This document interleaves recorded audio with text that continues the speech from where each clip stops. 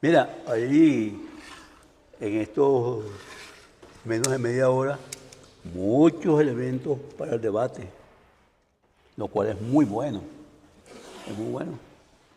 Nada más que pincelo algunos de estos elementos según mi apreciación. En primer lugar, el caso de que no es una defensa de Trump, sino que hay que estudiarlo en exactamente lo que anda buscando.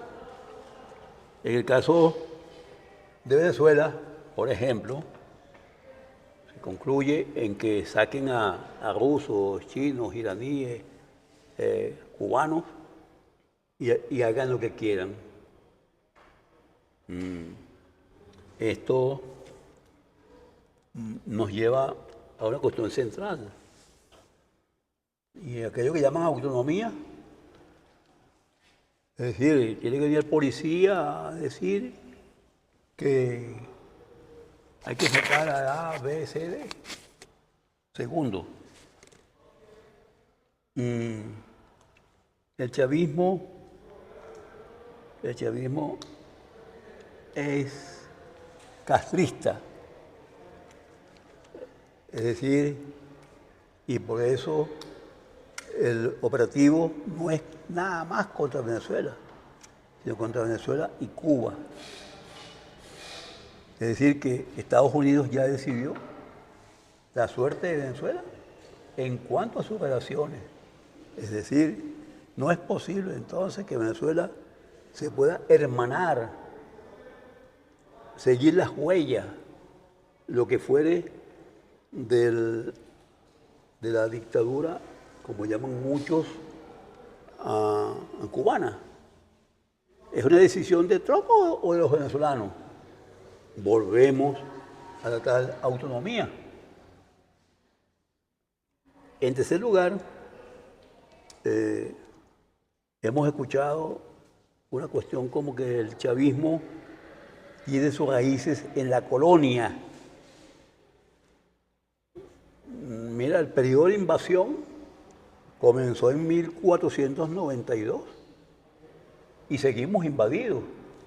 El 3 de enero es otra muestra de una invasión. Aunque no fue exactamente una invasión tipo Noriega, tipo Panamá, es ciertamente una invasión que termina secuestrando un presidente. Pues bien, raíces en la colonia, toda nuestra historia procede de allí. En 1810, el tal 19 de abril, el 3 de abril del 10, o el 11, 1800, no significan realmente una declaración de independencia. ¿Pero dónde está esa independencia? Tenemos una independencia con un 3 de enero, celebrado en muchas instancias. No tenemos la tal independencia ni tenemos la tal autonomía y ni la tal libertad. Es decir, parece ser que esto hay que revisarlo en el sentido estricto. Nuestra historia llamada republicana lamentablemente no ha dado el salto hacia eso que llaman la república. Hemos mantenido que la república venezolana materialmente es de palabra.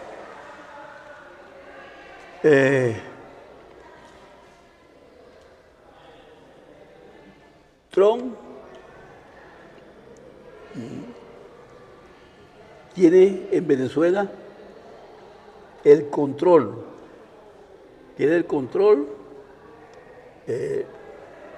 de producción, distribución, etc.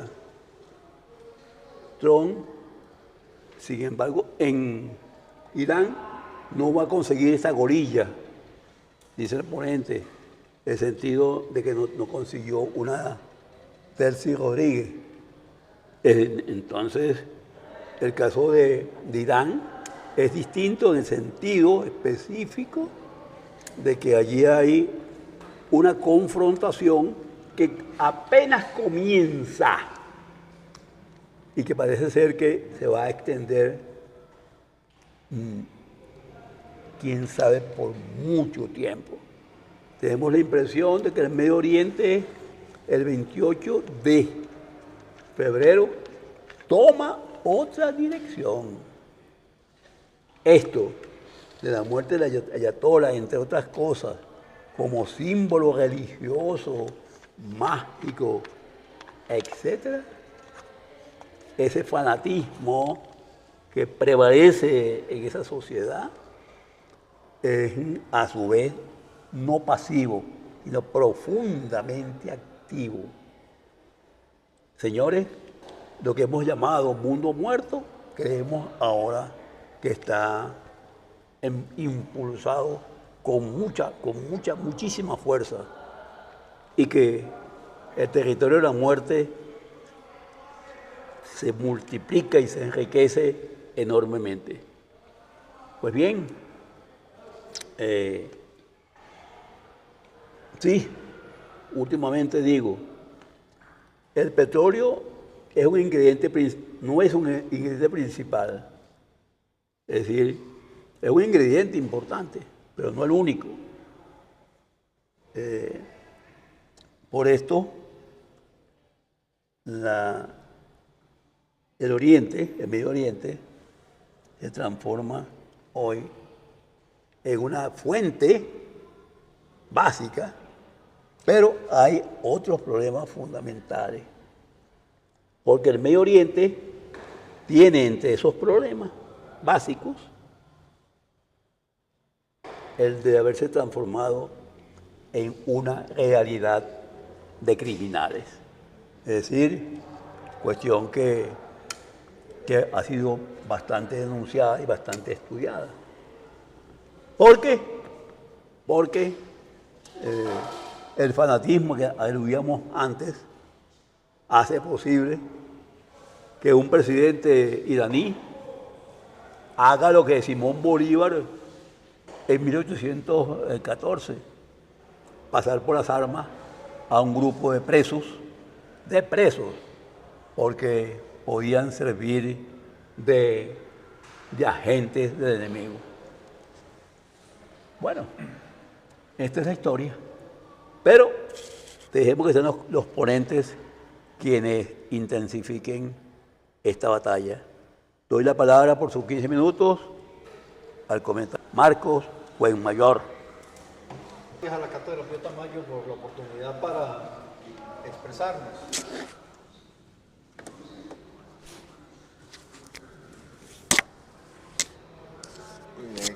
Bueno, tanto nadar para ahogarse en la orilla, ¿no? Recientemente escuchamos las críticas y las observaciones de Mendoza Potelá sobre la ley de hidrocarburos, ¿no? Y entonces pareciera que los sectores que durante un siglo estuvieron batallando por la recuperación de la industria petrolera, por la soberanía en la comercialización, en la producción, en todo lo que representa nuestra principal fuente de ingresos, no tenían razón. La razón la tenía Juan Vicente Gómez y Pedro Manuel Arcaya cuando otorgaron unas concesiones petroleras altamente favorables para el capital transnacional, con el objeto de que ese capital viniera a Venezuela y no fuera a otros lugares donde podría encontrarse petróleo. Entonces, esta situación singular, aparentemente inédita, de que sea la misma gestión del gobierno pretendidamente revolucionario el que gestione el desmontaje y la contrarrevolución, pues, el desmontaje de todo lo que fue su gestión de un cuarto de siglo, ¿no? Es realmente los que nos tiene a todos debatiendo para comprender e interpretar cómo se manifiesta el imperialismo en el siglo XXI. O sea, la formulación de Lenin de hace 100 años en cuanto al imperialismo como fase superior del capitalismo, una vez que las metrópolis no tenían capacidad para absorber todo el capital que reproducían, ¿no? Y tenían que acudir a la conquista del resto del mundo, ¿no? El surgimiento del colonialismo en Asia y África y el neocolonialismo en América Latina, así fue llamado en su época, ¿no? Y así fue caracterizado por los congresos de la Tercera Internacional, ¿no? En este siglo XXI pareciera que no fue suficiente la expansión del siglo XX y pareciera que perdió todos los escrúpulos y está destruyendo, si es que no destruyó ya, a todo el sistema de derecho internacional que se desarrolló después de la Primera y la Segunda Guerra Mundial. O sea, los propios, el principal autor de este derecho internacional es el principal destructor del mismo, ¿no? Ya en el año 2003, cuando se produjo la primera guerra de Irak, la segunda en realidad, la primera fue la del 91. Cuando se produjo la Segunda Guerra de Irak, ya los Estados Unidos actuaron violentando una resolución de las Naciones Unidas, del Consejo de Seguridad de las Naciones Unidas, que prohibió expresamente el ataque a Irak, y bueno, y esto fue sencillamente ignorado, ¿no? No tiene por qué sorprender a nadie que la fuerza prevalezca sobre el derecho, porque esto ocurre hasta en los aspectos más cotidianos de nuestra vida, ¿no? Pero ya esta manera explícita con la cual el presidente de los Estados Unidos dice, la fuerza la tenemos nosotros y bueno, ven a ver qué hacen con sus leyes, ¿no? Ya no, en el 77 firmamos un tratado para devolverle el canal a Panamá, bueno, eso qué importa, si tenemos armas, si tenemos fuerza para recuperarlo, lo recuperamos nomás. Y si en 1976 un gobierno adeco, socialdemócrata, nacionalizó el petróleo, bueno, mira, para nosotros no es sino un problema de cuántas municiones nos cuesta volver a recuperarlo, ¿no? Este paralelismo entre el desarrollo histórico de Venezuela y el desarrollo histórico del Medio Oriente, de Irán específicamente en nuestro caso, ¿no? Que incluso dio pie a leyendas urbanas falsas totalmente, como el cuento ese de que Delgado Chalbó y Mohamed Mossadegh se habían conocido en París en los años 30 y por eso coincidían en el nacionalismo petrolero en 1950, ¿no? Es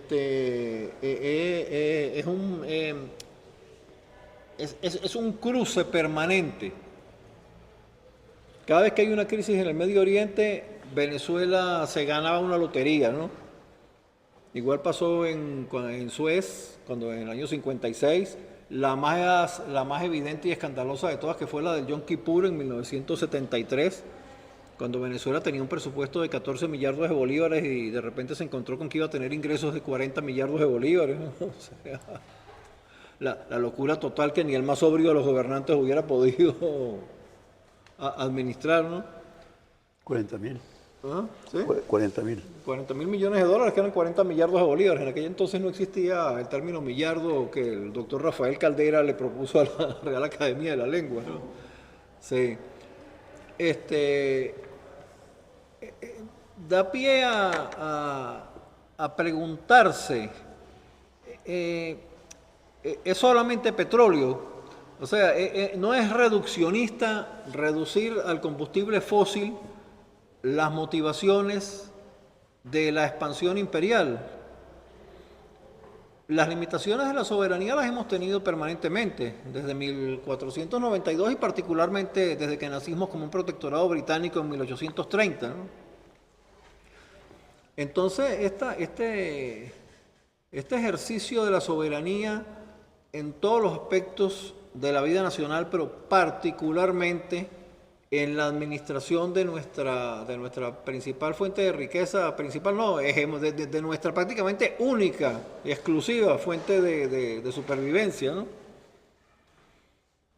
¿Cómo se manifiesta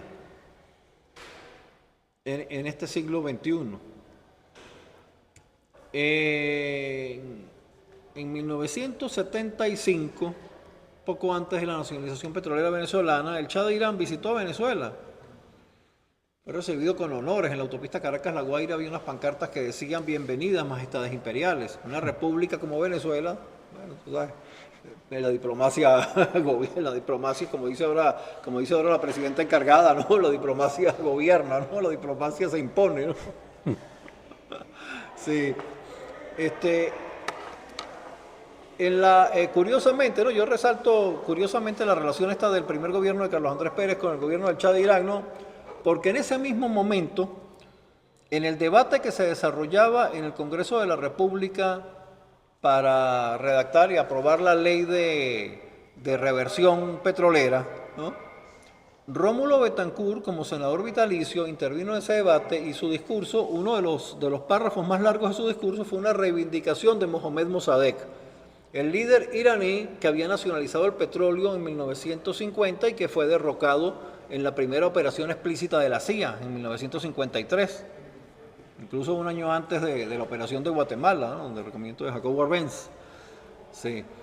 Y entonces, en un momento en que se reivindicaba a Mossadegh, era recibido el autor del derrocamiento de Mossadegh, el general Saedi, que había sido un colaboracionista nazi, le dio un golpe de estado a Mossadegh para restablecer en el poder al Shah de Irán, quien ejerció una dictadura durante 25 años, tan cruel como la de los ayatolás, pero adaptada a las formas occidentales. Pues formas occidentales eran que permitían la minifalda y el cabello largo de las mujeres y los hombres podían cortarse la barba, pero el dominio de la élite iraní, que posteriormente continuó gobernando con el régimen teocrático de los ayatolás, pues mira, sencillamente no cambió, ¿no? Y entonces, aquí empatamos con la geopolítica, ¿no? O sea, no es solamente petróleo, es también la situación geoestratégica de ciertos países, o de casi todo el mundo. Y también el desarrollo, la complejidad que han sufrido las fuerzas productivas, ¿no? Ya no es solamente, ahora también están las tierras raras, está el coltán, están otros productos de la naturaleza, tan importantes como el petróleo en esta sociedad de las telecomunicaciones, ¿no? Que son los que definen la dominación mundial y son los que definen los mecanismos para controlar a lo que en el primer mundo llaman despectivamente los países periféricos. Hay una frase muy socorrida en los Estados Unidos, pero en los últimos 50 años, porque hace más de 50 años la frase no tenía sentido. Dicen, solo Nixon podía ir a China. O sea, solamente Delcy Rodríguez puede ejecutar el programa de María Corina Machado. Porque si lo hace María Corina Machado, hay que levantarse en contra de la traición nacional. En cambio, si lo hace Delcy, ella sabrá lo que está haciendo, y por qué lo está haciendo, y para qué lo está haciendo, ¿no? Uh-huh. Y entonces, probablemente las diferencias culturales, las enormes diferencias culturales entre Venezuela e Irán, no sé hasta qué punto puedan impedir el surgimiento de un gobierno colaboracionista dirigido por los mismos ayatolás, o por un sector de ellos.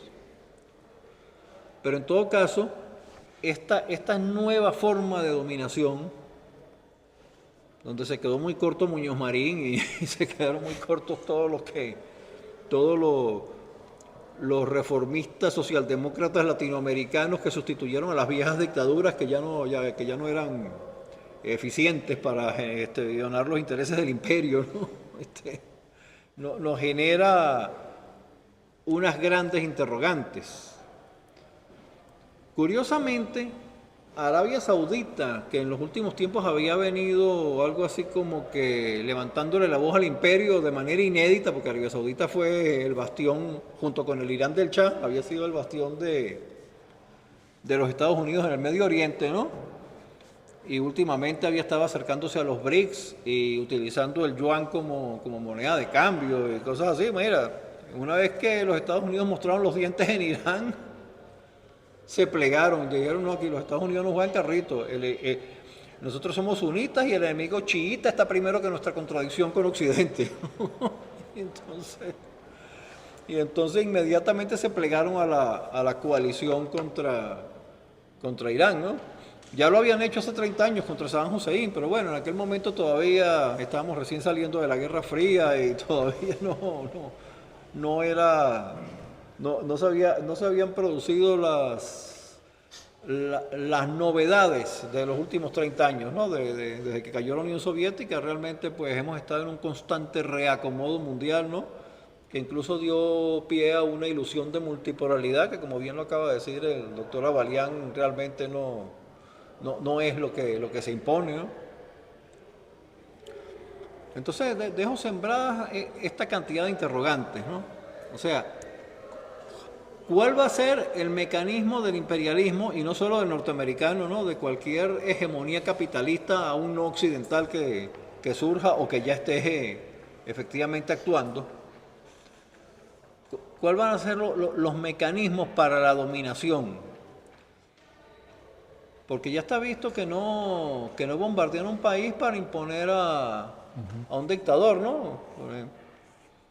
Sino que le imponen a la administración preexistente las condiciones en las cuales va a gestionar el protectorado. O sea, el Lord Protector fijará las condiciones. Nosotros vamos a decir qué es lo que ustedes van a hacer con su ingreso petrolero o con cualquier otro ingreso que tengan. Por ahí salió el oro recientemente también, pues. Sí. Y quizás reeditemos el mito, no sé qué tan comprobado esté, porque es algo que lo repiten mucho los sectores reaccionarios, pero que yo de verdad no he encontrado las evidencias, ¿no? De que cuando los Estados Unidos ocuparon las aduanas de la República Dominicana en 1916 y retuvieron el 40% del ingreso para pagarse la deuda, ese 60% le reportaba más ingresos a la República Dominicana que el 100% de cuando las administraban ellos mismos, ¿no? Probablemente ahora quieran reeditar ese mito con el ingreso petrolero venezolano, ¿no? Ya creo que ya corre por allí la versión de que cualquier cosa que nos den va a ser más eficiente que la totalidad de lo que administraba la Revolución Bolivariana. Entonces, cualquiera ahora podría postularse y ser candidato a gestor del imperio, porque ya como que pareciera que nadie discute que la misión de los poderes públicos en Venezuela es gestionar lo que el Lord Protector disponga. En este sentido, todavía no he visto al primer funcionario del gobierno venezolano que en 2 meses mande una carta renunciando porque él no se va a prestar para esta nueva situación, porque él considera que esto es una traición a Chávez, a Maduro, a no sé quién más, que todo por lo que hemos luchado durante toda la historia. Ni siquiera he visto algún sector opositor diciendo esto no fue por lo que Rafael Caldera con su humanismo cristiano y su justicia social internacional luchó durante décadas, o por lo que el nacionalismo revolucionario de Rómulo Betancourt estuvo permanentemente avanzando, ¿no? Y con el 50-50 o el otro, el que hizo de Sanabria, ¿no? El 60-40. Exacto. No sé, estas cosas no son objeto de discusión, ¿no? Ahorita el objeto es que nos administre bien uno que sabe administrar, porque nosotros no sabemos.